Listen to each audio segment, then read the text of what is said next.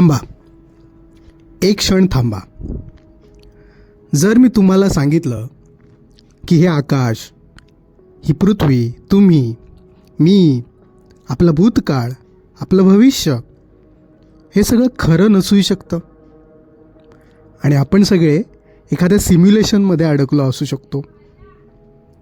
हा फक्त स्कायफाय विचार नाही. आज जगातले सगळ्यात मोठे वैज्ञानिक हा प्रश्न गंभीरपणे विचारत आहेत.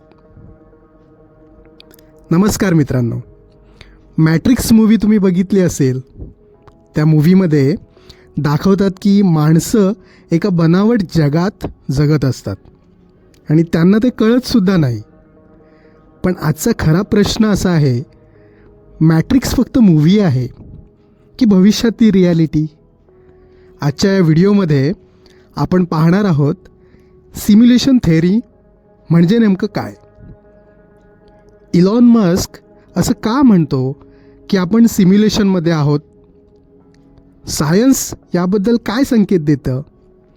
आणि शेवटी सगळ्यात धोकादायक प्रश्न, जर हे खरं असेल तर आपण नक्की कोण आहोत? सिम्युलेशन थेअरी म्हणजे काय? सिम्युलेशन थेअरी असं सांगते की आपण ज्या रिॲलिटीमध्ये जगतो ती ओरिजिनल रिॲलिटी नसून आर्टिफिशियल असण्याची शक्यता आहे.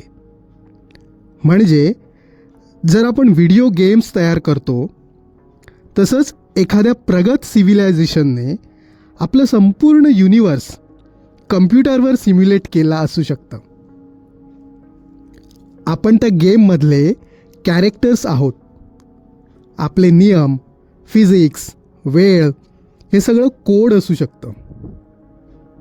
आपल्याला वाटतं की हे जर नैसर्गिक आहे, पण कदाचित हे एका कॉस्मिक कम्प्युटरवर चालू आहे.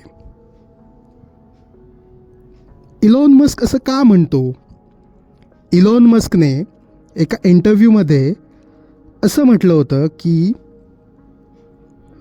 The probability that we are not in a simulation is 1 in billions. म्हणजे आपण खऱ्या रिॲलिटीमध्ये आहोत ही शक्यता फारच कमी आहे. तो असं का म्हणतो? बघा, आज फक्त 40 ते 50 वर्षात आपण गेम्स कुठून कुठे नेले आहेत. पूर्वी 2 ते 3 पिक्सेलचे गेम्स होते. आज ग्राफिक्स इतकी रिअल वाटतात की फरक कळतच नाही. VR, AI, metaverse, digital humans हे सगळं आपण आत्ताच करत आहोत. मग विचार करा, हजारो वर्षांनी टेक्नॉलॉजी किती पुढे गेली असेल. त्या सिव्हिलायझेशनसाठी पूर्ण युनिवर्स सिम्युलेट करणं अशक्य का असावं? Universe behaves like code. Physics सांगतं की संपूर्ण युनिवर्स गणिताच्या नियमांवर चालतं. इक्वेशन बदलली तर रिॲलिटी बदलते. जसं कम्प्युटर प्रोग्रॅम रूल्सवर चालतो तसंच युनिवर्स हे लॉजवर चालतं. हा फक्त कोइन्सिडन्स आहे का, की रिॲलिटी म्हणजेच कोड आहे? आपण कितीही झूम केलं एक लिमिट येतं. यापुढे काहीच दिसत नाही. जसं व्हिडिओ गेममध्ये पिक्सेलची मर्यादा असते तसंच युनिवर्समध्ये रिझोल्युशन लिमिट आहे का? रिॲलिटी इन्फायनाईट नसून रेंडर केली जाते का? क्वांटम फिजिक्समध्ये एक विचित्र गोष्ट आहे. कोणी पाहत नाही तोपर्यंत पार्टिकल डिसाईड करत नाही की तो वेव्ह आहे की पार्टिकल. म्हणजे रिॲलिटी ऑब्झर्व केल्यावरच रिअल होते. जणू गेम कॅमेरा आपण पाहतो तेव्हाच सीन लोड करतो. हे सिम्युलेशन सारखंच नाही का? मग सिम्युलेशन चालवतोय कोण? हा सगळ्यात भीतीदायक प्रश्न आहे. देव? एखादे ॲडव्हान्स एलियन सिव्हिलायझेशन? आपल्याच फ्युचर सेल्फमधले आपण ह्युमन्स? की एखादं सुपर AI? आणखी एक प्रश्न, आपण एक्सपेरिमेंट आहोत का? टेस्ट सब्जेक्ट्स की एंटरटेनमेंट? आणि जर त्यांनी सिम्युलेशन बंद केली तर काय होईल? इथे लोक गोंधळतात. मग आपलं आयुष्य मिनिंगलेस आहे का? जर सिम्युलेशन असेल तर सगळं फेक आहे का? नाही. व्हिडिओ गेम्समधल्या कॅरेक्टरसाठी त्याचं जग खरंच असतं. त्याचा आनंद, त्याची वेदना, त्याचे निर्णय सगळं रिअल असतं. तसंच आपण सिम्युलेशनमध्ये असलो तरी आपलं प्रेम, आपले संघर्ष, आपली स्वप्न खरीच आहेत.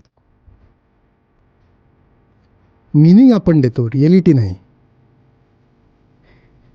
सिम्युलेशन आणि कॉन्शियसनेस, इथे सगळ्यात मोठा प्रश्न उभा राहतो. जर युनिवर्स प्रोग्राम असेल तर आपली जाणीव कुठून आली? कम्प्युटरला कॉन्शियसनेस नसते, मग ती कुठून आलो? मी कुठून आलो? कदाचित जाणीव सिम्युलेशनच्या बाहेरून कनेक्ट होत असेल. जसं प्लेयर कंट्रोलर वापरतो तसंच कॉन्शियसनेस आपलं शरीर वापरत असेल. हा प्रश्न सायन्स अजूनही सोडवला शिकलेला नाही. आपण सिम्युलेशनमधून बाहेर पडू शकतो का? सायन्स प्रामाणिक आहे. आपल्याकडे अजून कोणताही ठोस असा प्रूफ नाही. काही सायंटिस्ट म्हणतात glitches, unexplained constants, mathematical perfections हे सगळं हिंट्स असू शकतात. पण कदाचित सिम्युलेशन अशी बनवलेली आहे की आपण कधीच ते प्रूफ करू शकणार नाही. आज झोपताना एक विचार करा. जर हे सिम्युलेशन असेल तर तुम्ही हा गेम कसा खेळाल? भीतीने की जाणीवपूर्वक? कारण गेम खरा नसेलही, पण तुम्ही घेतलेले निर्णय खरे असतात. आता मला सांगा, तुम्हाला काय वाटतं? आपण सिम्युलेशनमध्ये आहोत, आपण खऱ्या रिॲलिटीमध्ये आहोत, की हे दोन्ही पलीकडचं काहीतरी आहे? कमेंटमध्ये नक्की लिहा.